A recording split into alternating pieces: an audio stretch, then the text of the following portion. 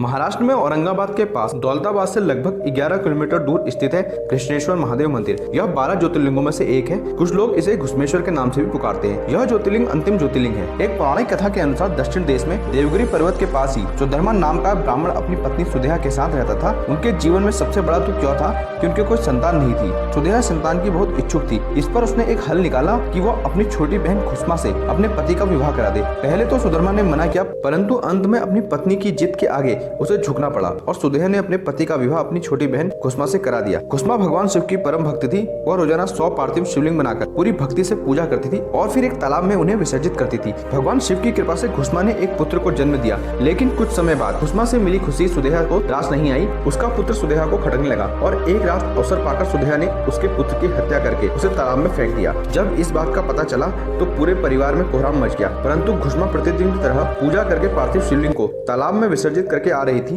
तभी उसे उसका पुत्र तालाब से वापस आता दिखा। उसके बाद भगवान शिव वहां प्रकट होकर खुस्मा को दर्शन दिए और उसकी बहन को दंड देना चाहते थे, परंतु खुस्मा ने मना कर दिया। तब भगवान शिव ने खुस्मा से वरदान मांगने को कहा। इस पर खुस्मा ने भगवान शिव से सभी के कल्याण के लिए यहाँ निवास करने को कहा। तभी से भगवान शिव अपनी परम भक्त खुस्मा के कहने पर यहाँ ज्योतिर्लिंग के रूप में स्थापित हो गए। अपने भक्त के नाम को अमर करने के लिए भगवान शिव को यहाँ घुश्मेश्वर के नाम से जाना जाता है।